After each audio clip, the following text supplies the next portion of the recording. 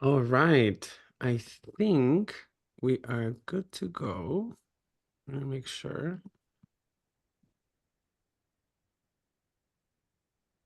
Yep, perfect. Well, hello everyone. My name is Felipe once again. I am here with the Charter for Compassion to welcome you all to our Global Read webinar series 2024. Today we have the amazing pleasure to host Rabbi Laura Duha Kaplan with her book Mouth of the Donkey. And we are also very grateful to have as facilitators, Brother Imam Jamal Rahman and Pastor Donald McKenzie, who are together with their powers combined are the Interfaith Amigos. And we are so grateful to have you all here so that you can not only have this conversation and share with us all about Mouth of the Donkey, but also to learn more about the process of the book. So I'm gonna stop sharing my screen and the floor is yours. Maybe I can start then. First of all, what a joy to be here with my Interfaith Amigos and with all of you out there. We always call it, I love to call it rectangles of love. And I hope you have this book or you will be buying this book. And I just like to say a few words about my amiga Laura's bio, which is on the back of this book. And I'm reading it. She is the director of Interreligious Studies and professor of Jewish Studies at Vancouver School of Theology, professor emerita of philosophy at University of North Carolina at Charlotte, and Rabbi emerita of Or Shalom Synagogue. And I want you to know she has won many professional awards. I wrote one down, a very prestigious one, the Carnegie Foundation's prestigious U.S. Professor of the Year. She won that award recently. But most of all, I am so excited that, and so honored and privileged, myself and Brother Don McKenzie, that she is in the trio of the Interfaith Amigos. We are truly honored. Brother Don, you can ask the first question, then we can follow and have a conversation. And we want to include people in the chat. I believe any questions you have, please write them down in the chat. Brother Don. So let's go to Rabbi Laura for a quick intro, and then That's right. Then we'll do the questions. Yeah. Yes. Yeah. Yes. Over to you, Rabbi Laura. Great. Thank you so much, Felipe, for hosting us, and Jamal and Don for introducing me and pointing the camera at me. Mouth of the Donkey, Reimagining Biblical Animals is, for me, a work of great love. It took me 10 years to write it, and I will not tell you how many decades of experience for all the pieces to come together. It is a very loving look specifically at stories about animals in the Bible, and it looks at animals with a lens of compassion, that is, feeling with. I mix personal anecdotes, biological information about the different species, mystical visions of the oneness of the universe, indigenous wisdom about respecting the integrity of the ecosystems of the land. And with all of that, I try to see the animals to some extent as they might see themselves, living their best lives with their form of life in the land and their bodies and their ways of thinking and experiencing. And I also try to look at the biblical stories very creatively, using particularly Jewish traditions of Midrash, which is a very open-ended and creative approach to biblical interpretation. So if you read the book, you will not only learn a little bit about having fun with biblical interpretation, sometimes irreverent fun, and you will learn about some aspects of animal life. Perhaps the crows and ravens and locust chapters will give you a good deal of new information. And you'll also have a little bit of fun. For example, noticing how in some of the biblical stories about sheep, really, the sheep are kind of indistinguishable from the shepherds. But you have to read the Bible creatively to see that funny aspect. You might begin to see how the donkey in all the biblical stories is actually a wisdom figure with profound wisdom. And you might be able to shift your perspective and read the famous story about the cunning snake in the Garden of Eden in a very different way, where the snake is really using what it knows of life as a snake to be very, very helpful to the newly born human beings. So it's a whimsical book. It's also a serious book that looks at some issues about environmental crisis. And maybe I'll just stop there. And whatever else I want to say about the book will be revealed in answer to whatever the questions bring forward. Thanks.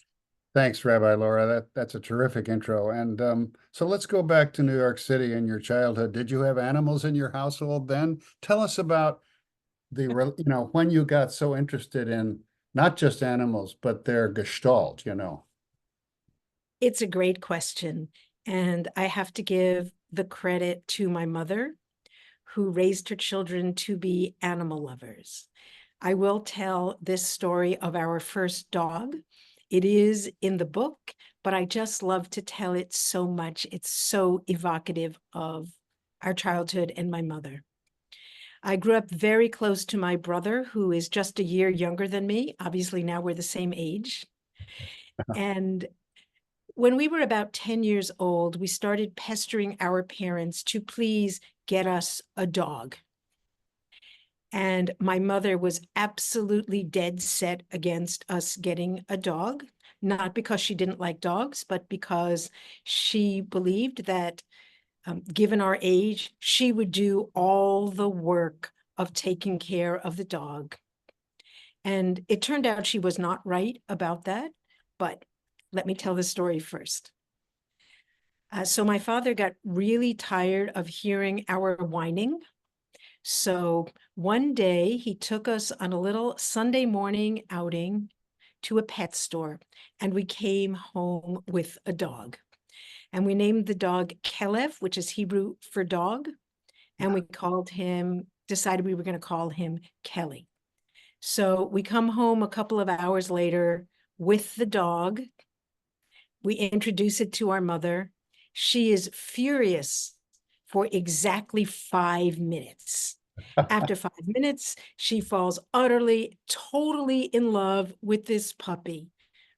And starting about 6 months after that, not only was she never without a dog, but she was never without 2 dogs or 3 dogs or 4 dogs or even 5 dogs. She became a dog rescuer. She was kind of a dog whisperer, and we had a tiny urban backyard. We did live in a private house, or rather rent the bottom of a 3-family home. She would, in her out and aboutness, wherever she was going, she would often encounter a dog wandering without a person.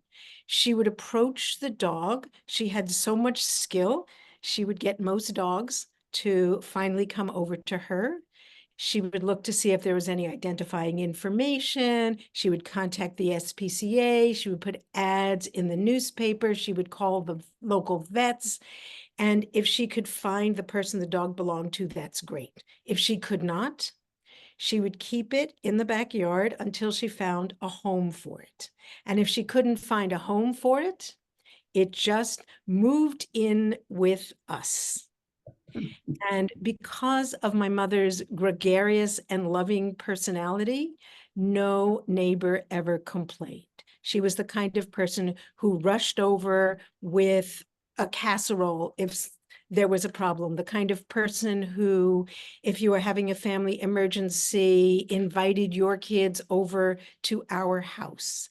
she was just a person whose love, and since we're at the Charter of Compassion, I'll just say it straight out, a person whose compassion for everyone really overflowed. So the book is really an act of gratitude for some of the things my mother taught me. Great. Wonderful.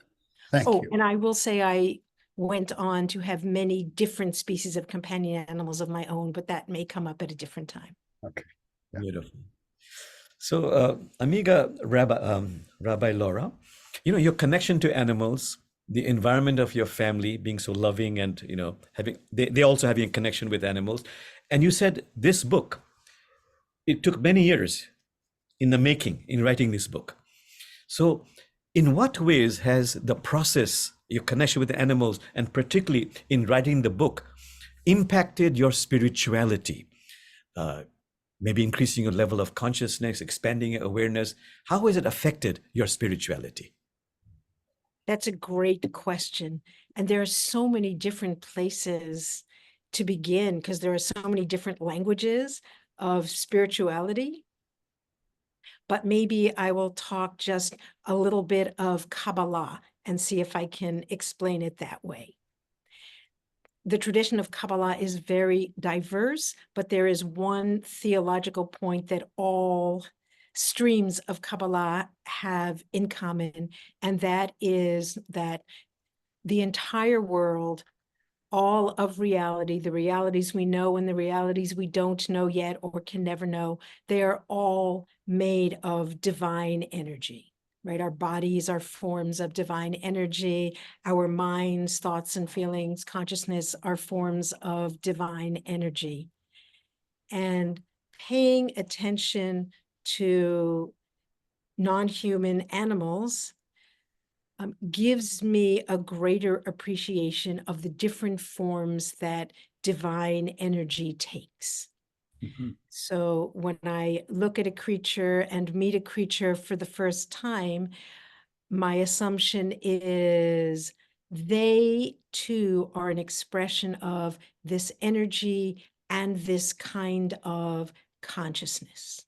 So I might be out on the beach and see, I live near the coast, so I might be out on the beach and see in a tide pool some tiny little marine animal that I've never seen before. And then one of my kids, who have also been raised to be animal lovers, might say, oh, I know what that is. It's a chiton. And tell me a little bit about how the chiton lives. What do they know? And I'll think, wow, what a fascinating body. What an amazing expression of this energy. I wonder what kinds of senses it has. I wonder what forms its inner experience has. So I wonder, does it think and feel in ways that are anything like ways that I could understand?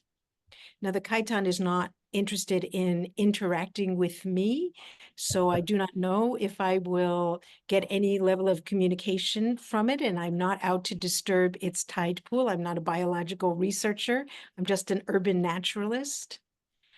But when I see these other creatures, my sense of what my reality is and this creation in which I'm placed, my sense of that just sort of overflows some borders, and then it overflows some other kinds of borders. And it's true that, like most human beings, I spend much of my life worrying about practical concerns. But paying attention to the other creatures around me gives me so many more opportunities, right, to emerge out of that narrowness and feel the connection and the wonder, and if I'm lucky, the joy. Terrific. This is kind of a question that follows, I think, on this, because it seems to me that one of the things that the book seeks to do is open up the question, what does it mean to be alive? In other words, not just for human beings. Obviously, there are animals, plants, as you say, there's divine energy that emanates from the Big Bang, you might say. The purpose of God exploded into creation over a long period of time. Human beings have a history of being very arrogant about what really it means to be alive. And I think one of the purposes of the book, as I see it, is to break open that and ask the question, isn't being alive much larger than we normally think about it? And so can you take us back to the moment you started thinking about that question? And I think the book is an expression of that anyway, but. Well, I probably cannot go back to the moment when I first started asking, what does it really mean to be alive? Because I'm sure I was a very small child, the kind that always asks the big questions that your parents really don't know how to answer. But I can talk about conceptions of being alive. So there are chemical conceptions of being alive, that life involves particular organic chemicals. There are biological definitions of being alive, that you are self-sustaining creatures with metabolic processes. And of course, that biological definition cracks wide open when we start looking at ecosystems as organisms and the planet as organisms. And I hold by all of these definitions, but there's also spiritual definitions of being alive.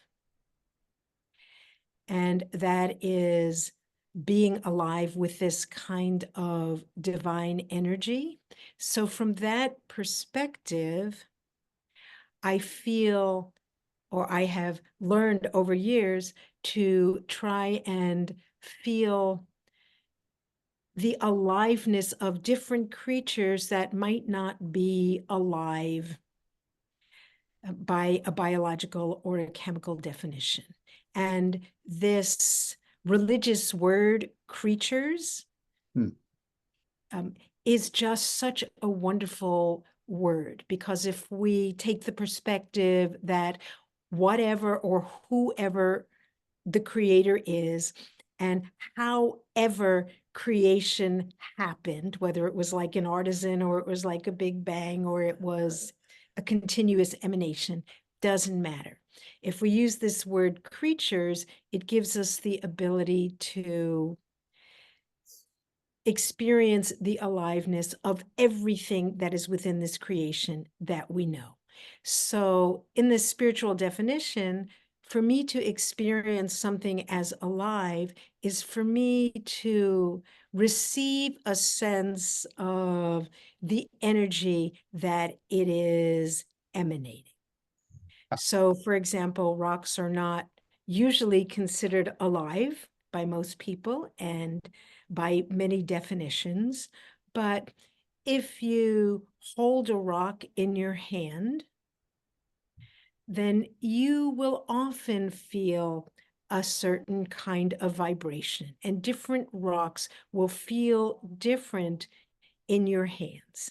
It may well be because our skin is reacting to the chemical composition of the rock. It might be because every rock has a very, very long history, and it's telling us a little bit of its story, if I could anthropomorphize a little bit around that, but that is how I receive it. And this is a different sense of experiencing the aliveness of the world around us. And it's a really, really fruitful sense of being alive. I could tell a little story around that, and that is sometimes when I am hiking or walking on the beach, I see a very, very beautiful rock, and I wonder, should I take this home, right, as a souvenir of my wonderful experience today, or should I not? Should I leave it in this ecosystem where it belongs, even knowing that, right, rocks travel great distances, or the elements of rocks travel great distances around the planet all of the time. And being moved by a creature like me is just part of its journey. I usually pick up the rock. These are small rocks we're talking about. I don't take any boulders home. I pick up the rock, I hold it in my hand, and I feel it for a little while. And then I ask it the question, would you like to come with me and become part of a ritual of comfort for human beings? Because what I do with most of the rocks I take home is I use them in a memorial ritual or some other kind of ritual of connecting with the created world. And I ask them if they want to come. And if the feeling I get from them is a good feeling, I take them home with me. If the feeling I get from them is not a good feeling, I do not take them. Now, I'm fully aware that I am likely misinterpreting whatever communication I am receiving, right? I'm not an adept at communicating with minerals. There are certainly people who make that their business.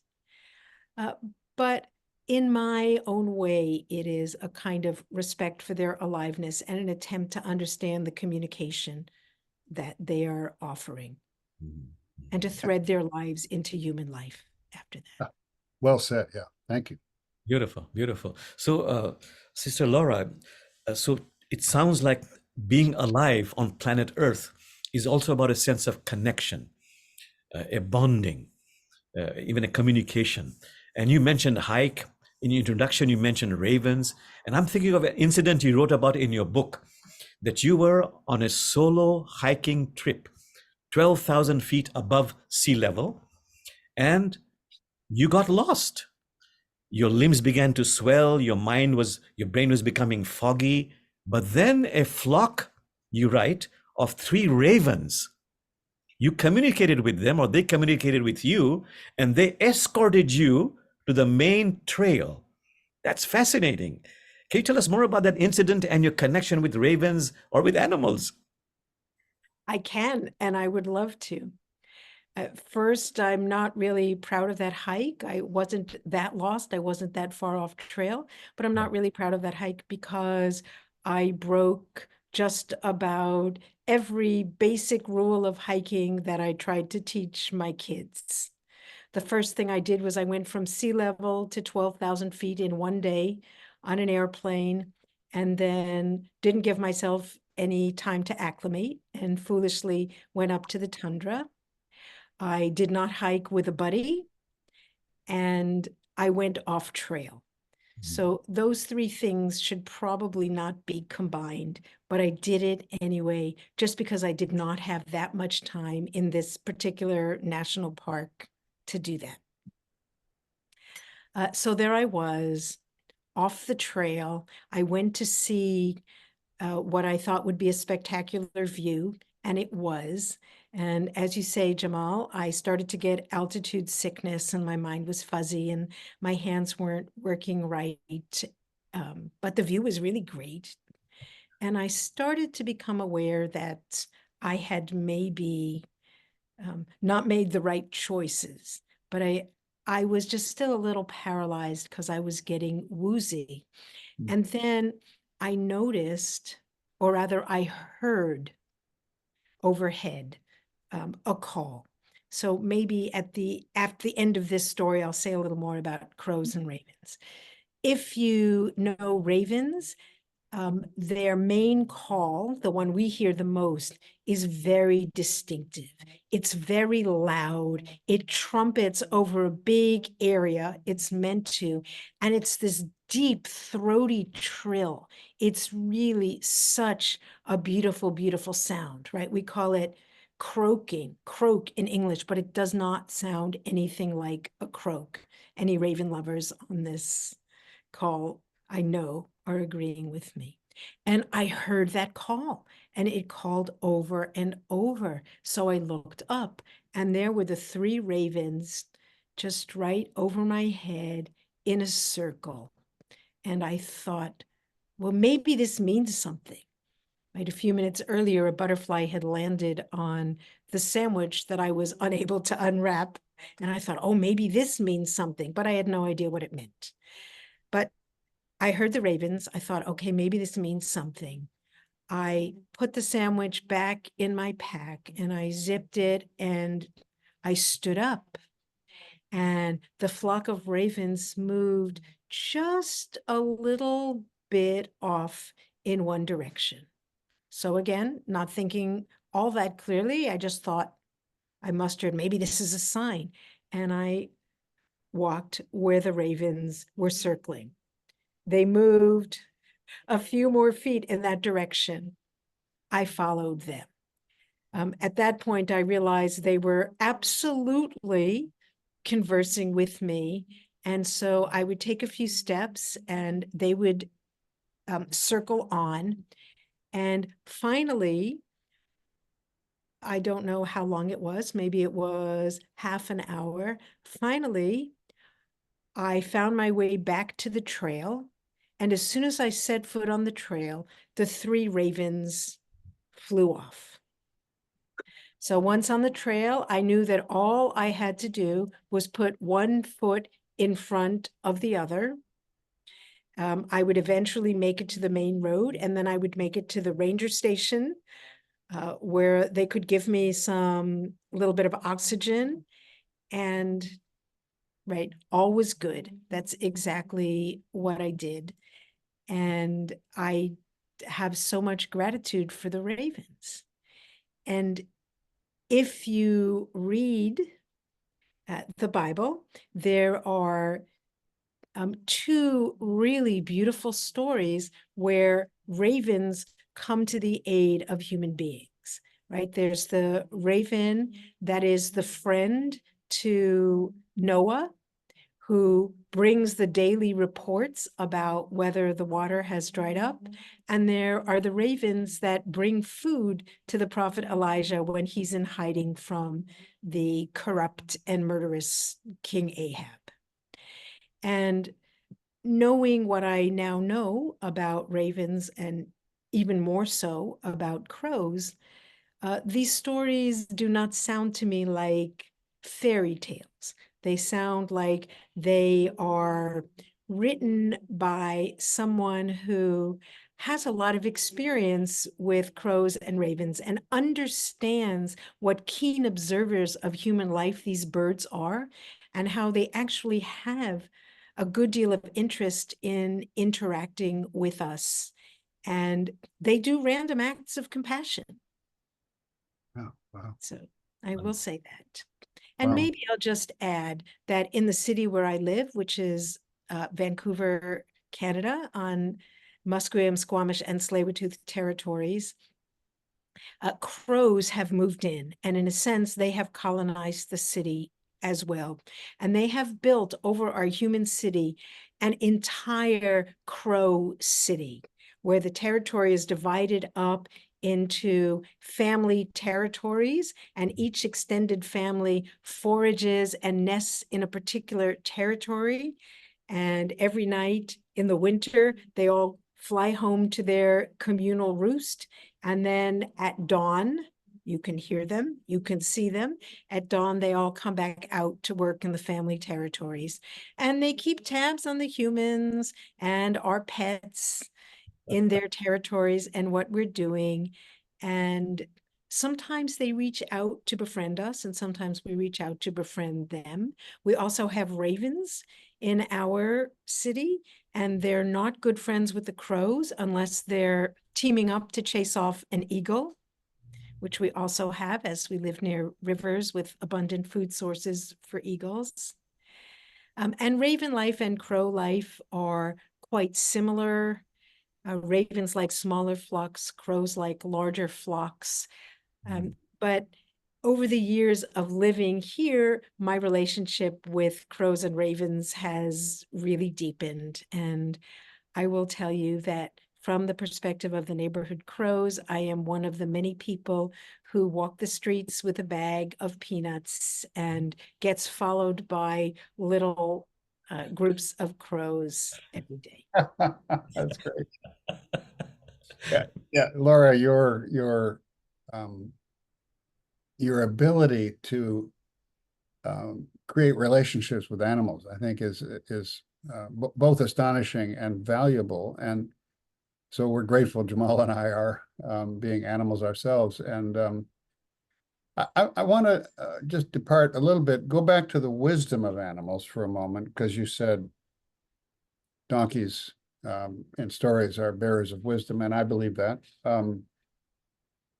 But I heard somebody say the other day, there are two sources of unconditional love in the universe, God and dogs. And I thought, well, of course, I mean, my wife, Judy, and I have had 5 dogs in succession. We loved each of them. They were absolutely loyal and so forth. And at first, when I heard that, I thought that's funny, that's terrific. And then I thought, no, it's true. I mean, in terms of what we can observe about their behavior. So can you comment on maybe other animals that would fit into that category? I mean, I think maybe some animals aren't given the opportunity to express unconditional love, but it seems to me that in a way, what the book is saying is that things like that are possible aspects of life other than human life. Well, that's a very multi-layered question. Yeah, multi-layered. I love the way you asked it. I'm just going to start by saying thanks for bringing up the donkey, because I know this is a running joke between the 3 of us because of the story of the mullah who tells a little white lie and the donkey brays, right, betraying the lie. And then the mullah says, well, who are you going to believe, me or the donkey? And I always say, I would believe the donkey, of course. But when we talk about animals expressing unconditional love, first, I would like to distinguish between, from the human perspective, 2 kinds of animals. There are many animals who, in the normal course of their life, really are completely uninterested in interacting with human beings. I mean, they would if they have to. Well, some of them don't have to. They can burrow deep into the ground or make themselves scarce when we come around. But there are many who have no interest in being part of human life, and that's the majority. And then there are a minority of animals who, over the course of human history, have either sought out relationships with human beings, dogs and cats, for example, crows and ravens, or have responded positively when human beings have reached out to try to create relationships with them. And some of those are now working animals, dogs and horses and donkeys. And the people who work these animals do not always treat them well. But a lot of the time there is a mutual relationship, and at least from the perspective of many animal trainers, the working animals and their humans find meaning together in the kind of work that they are doing. They may have different conceptions of it, but this bond and this work that they do together is important to them. And within that category of working animals, and maybe I'll also say companion animals, within that category, different species have different forms of life that are species specific, right? Dogs are very, very social animals. They absolutely prefer to live in groups, and not just one with their mate, but in a small pack, right? Coyotes, wolves, even domestic dogs, they form group relationships. And some of them are not super speciesist about who they will allow into their group, right? So when you bring a dog into your home, you become part of that dog's cohort, and they love you because for them, the group life is the individual life, is the group life, right? That is part of that species' sense of self. And that's one of the reasons that we humans have found them to be such excellent companion animals. Yeah. whether Great. they're working with us or just living with us. Great. Thank you. Thank you. So, Rabbi Laura, before I ask my next question, I wanted to ask those rectangles of love. Please, if you have any questions, please put them in the chat box so that I and Brother Don don't monopolize the entire conversation here. But I'm very interested in this one particular question, Rabbi Laura. The Prophet Muhammad, peace be upon him, he said, a critical divine attribute is compassion. And there's compassion of course, God is compassionate. Human beings compassion is inherent in human beings, in animals, in angels, in jinns. These are beings of fire. So I want to ask, where do the themes of compassion show up in this beautiful book that you have written? This is a great question. And before I answer it, I just want to say that this will be the last question from the panelists before we collect some, what I hope will be surprising and wonderful questions from the group. Themes of compassion. First, I want to acknowledge that I do not minimize the fact in the book that most species have to eat, right? And we do eat one another, and there is a section talking about critics of and resistance to the animal offerings in the Bible from biblical characters. And there's also a section that talks about wise and thoughtful use of local plant and animal resources. So those themes are in the book. I don't make it all airy idealism and shy away from that. But within the book, I think there are several sections that speak particularly to the idea of compassion. The chapter about the donkeys and the donkey's wisdom really tells of the donkey's compassion for the human beings that they live with, and the way the working donkeys really desire to share donkey wisdom and guide human beings. The final chapter of the book talks about how inspired we are by stories of animal friendship. And it uses that to talk about Isaiah's oracle of the wolf that lies down with the lamb as emblematic of the entire world being filled with divine knowledge and living in peace. So I spend a lot of time decoding the animal symbolism in the oracle and talking about what kinds of relationships the prophet hopes that animals will develop with one another and humans will develop with one another. And then I talk about Isaiah's vision as a vision that can be realized and has been realized in treaty relationships between human beings. And that a lot of that process of a treaty relationship is recognizing that you have to put some boundaries on your own interests in order that other people around you may also survive and thrive in the natural environment that you find yourself. So compassion is really the basis for the emotional basis for those kinds of treaties.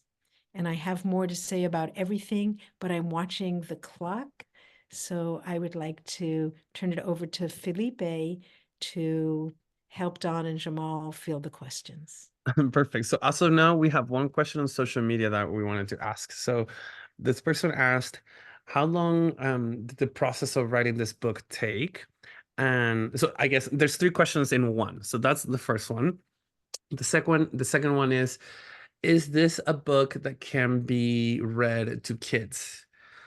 Would kids understand the concepts that I read in the book? And third, is there going to be maybe another continuation to this book? Because there's plenty of animals, there's plenty of discussions. I'm sure that in the editing process there was a lot that was, added or taken away. So those are the three questions that come from social media right now. Well, these are great questions. So, aspiring writers, take heart. It took me 10 years to write this book. And the thing that finally pushed me to write it was actually a trip to Nova Scotia, a vacation with my husband, Nova Scotia, Mi'kmaq territory. And in this 2-week vacation, every day we saw or experienced something we had never known or experienced before. Some were about history, some were about agriculture, and some were about the lives of animals. We stumbled upon a fossil research station and we learned how to look for fossils in the rocks. I got a quiet moment in a rural area. I think my husband had dropped me off because I insisted on a quiet moment. And I heard crows actually speaking their language to one another. It's a language that biologists have documented, though they don't know any vocabulary. It's got words made with crow sounds and syntax, and there's a give and take of conversation. And the entire 2 weeks was like that, several new things every day. It was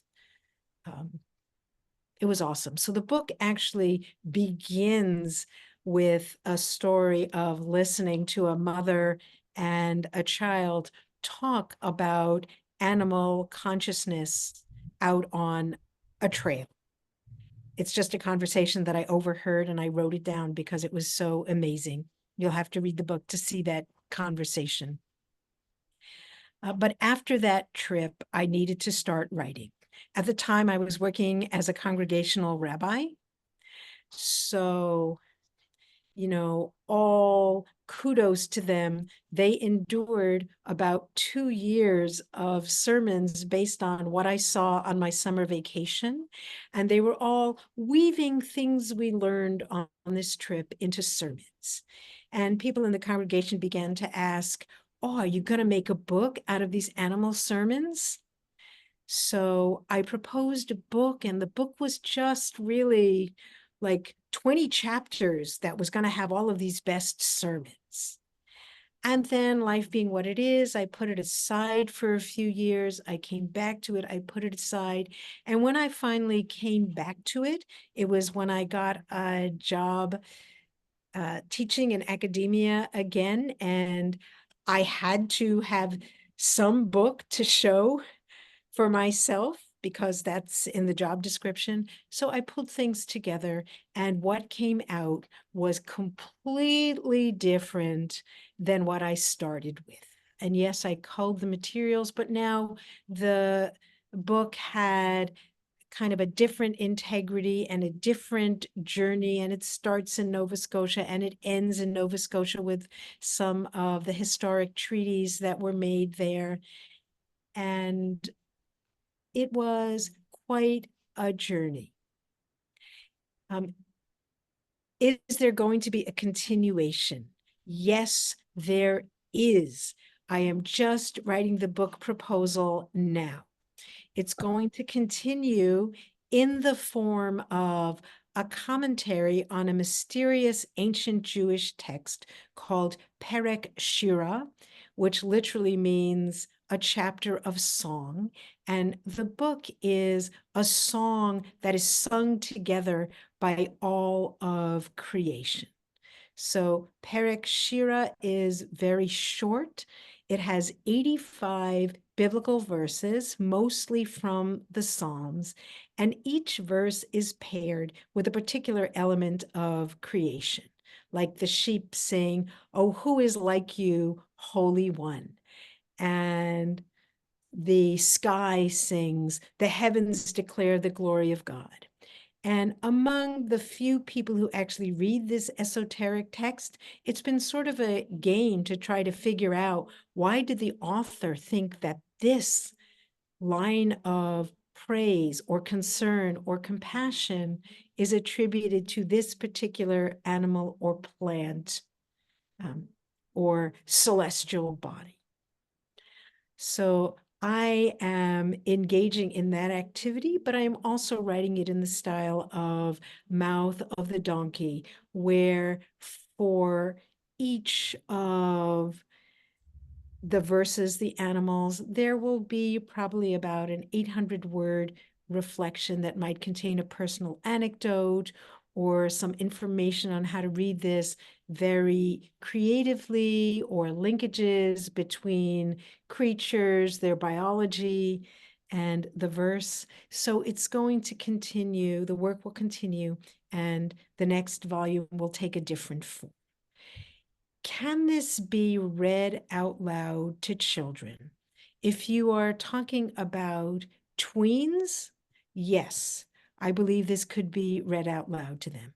If you're talking about younger children, I think that parents, teachers, librarians, storytellers might want to receive the information, put it through your own inner process and experience that you use as a storyteller, and tell it in your own words.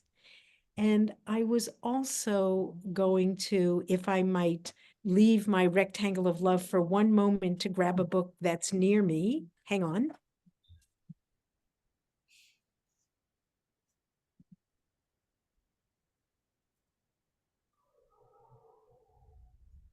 I'm making a random plug for an author who does not know that I exist, and this is Sandra Boynton. She's the author of Barnyard Dance, which is really kind of a rap of barnyard animals having a dance together, farm animals having a dance together. This one is called Woodland Dance, and it's about animals who live in a forest getting together late at night to dance a beautiful waltz. And all of her books are so evocative. And if you want to instill in children really a respect for creatures having their own consciousness and their own kinds of lives together and their own music, I highly recommend her books. And Lynn is a fan of hers. She wrote in the chat. Fantastic. Yay.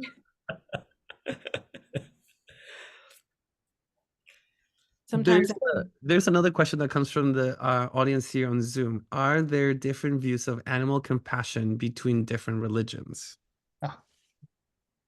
Ooh, that's a great question.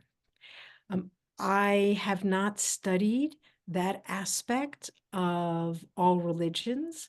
I can tell you what little I know, and then I will have to ask Jamal and Don to fill in. In Christianity, when you talk about animals, certainly you hear the language of respect for the creator and respect for creation, and how a little bit of the unconditional love that comes from God is found in every single creature. And you also hear a lot about St. Francis of Assisi as the model of someone who really did try to learn animal languages. I don't know how much of the mythology about St. Francis's life is true, but there is a story that may be historical where he convinces a local town not to kill an invading wolf that's been attacking their flocks, but to just give him some food, because that's all he really wanted. They started feeding the wolf, and he stopped attacking their prized livestock. In Islam, I often hear people speak about how much the Quran celebrates the beauty of nature and the integrity of the choices that the Creator made. A huge theme in the Quran is divine compassion and how that fills the entire world. So that gets about to the limits of my knowledge, and I'll see if Jamal and Dawn might like to add something. Well, I just quickly want to add to those beautiful words you have mentioned, Rabbi Laura. The Quran says that animals are communities just like your own, and they have a lot of compassion, and they're always they have their own form of prayer also, compassionate prayer. So Prophet Muhammad said, you know, have you seen a bird when it sips water, it tilts its neck backwards, not only for the water to flow, but for loving praise and compassionate words to flow heavenward. You know, so they are praying also in their own way. Anyway, I could go on and on, but Brother Don, this is Sister Laura's program. Well, I think Laura has said it beautifully about Christianity. St. Francis is a terrific illustration. It did occur to me that when Jesus comes into Jerusalem on a donkey, it's not just about saying it's not a big horse, but maybe it's saying, I'm coming in the wisest way possible. And it just feels astonishingly appropriate. And it's such a great question. So, yeah. And I'll add one thing to that, and that is there are also many religious traditions that advocate compassion for animals. Hinduism, Sikhism, Jainism are just three that I know about because they're well represented where I live, where vegetarianism is a key component of religious practice for many Buddhists as well. And having compassion for animals is thought of as a good in and of itself, and it's also a training in compassion for our fellow human beings. And I think that's very important because in the biblical universe, where I spend a lot of my professional time and personal time, the idea of vegetarianism is what we might call a counter tradition. It's not the voice of the religious authorities described in the Bible, but there are enough stories of people refusing to eat meat and surviving and thriving and even gaining wisdom from that, that we can see it was part of the discourse in ancient Israel. Yeah. So that gives us a chance to talk both about compassion of the animals and compassion for animals by humans. Sister Laura, a good friend of ours, a member of our greater congregation, Kathy Lafont, who has written a book actually on food, sacred eating, sacred recipes. She says, Catherine Lafont says to you, I look forward to reading your wise and thoughtful use of plants and animals for food chapter. I believe in holding compassion for all life and that we have been confused in our understanding of life, eating life to create more life. As farmers will tell you, in order to grow acres and acres of crops, millions of rabbits, moles, mice, birds, deer, raccoons, etc. are killed. Yes, and to build cities as well. We can see it in our landscape. And there is an entire chapter about insects. I wanted to add here on, the next comment. I think these are two very much related. Right after that, Steve mentions, I am attempting to create compassionate relationships with beings such as rattlesnakes, blackberry plants, bindweeds, sharks. He would like to hear more regarding about that, and I think that this would be a great way to, finish our conversations. Like, how do we increase our compassion with species, living species that we might think that we can build a relationship or be compassionate towards? How can we develop that, do you think? That is a great question. The first step in my mind is knowledge. Learning about the species and its form of life through a two-pronged approach. One of them is reading or watching videos or taking classes and learning from those who already have that kind of knowledge. And the other is observing them in their environment, even if they're in our environment, for as long as we can put off taking some kind of management action around them. And my experience of rattlesnakes, of which I have met many, is when I leave them alone, they leave me alone. They also have rhythms of their day when they are most likely to be sleeping or resting and not give a fig about whether I'm walking very close to where they are, and times of the day when they are more active and looking for food and on edge. I wouldn't say times of the day. Snakes don't eat every day. But getting information like this helps us learn to coexist with them. Again, just giving the specific examples you named: blackberry bushes, invasive species, right? If you want to coexist with them, cultivate them, sample their bounty, you do have to figure out a way to manage them that also allows them to flourish. And so the person asking the question probably knows a great deal about gardening or farming and plant care, but for those of us who don't yet, I advocate for learning what is compassionate and healthy ways of coexisting that many other people have studied and tried to learn before us. These were all fantastic questions and comments, and I thank you all. Absolutely. And I think that's a great way to close this conversation, and to thank you, Rabbi Laura, and obviously Brother Jamal and Brother Don. Thank you, all three of you, for presenting a rich conversation on a very, very interesting topic, and how it's very much related in interfaith work and our own ability of being a living being in an environment that is not just ours, but it's all of us, right? And so very, very beautiful conversation. I really appreciate all of you for having the time to, share those thoughts with us. And so I wanted to share with everyone some things that are happening with the Charter for Compassion.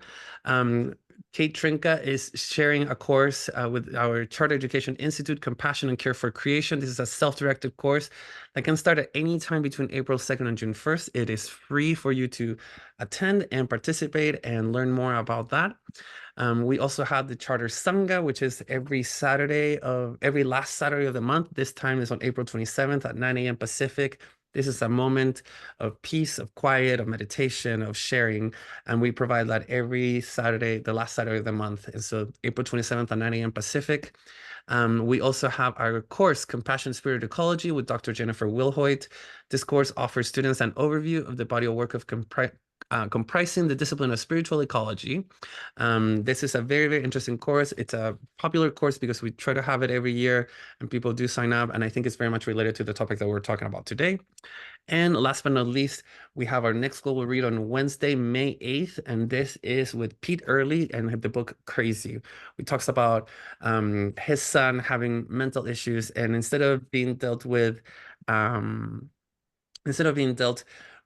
mental health institutions, turns out that the country and most of the world goes into crime and policing instead of dealing with that. So it's going to be a very interesting conversation as well. Once again, thank you, all three of you, for participating in the discussion. Everybody else that is watching either through Zoom or social media, we appreciate your attendance. This recording will be on our YouTube channel, and anyone that has registered for this will receive a link on their email with the recording so that you can watch it at any time whenever you want. Thank you once again, and we'll be seeing you on our next global read on May 8th. Thanks, Felipe. Thank Bye. you.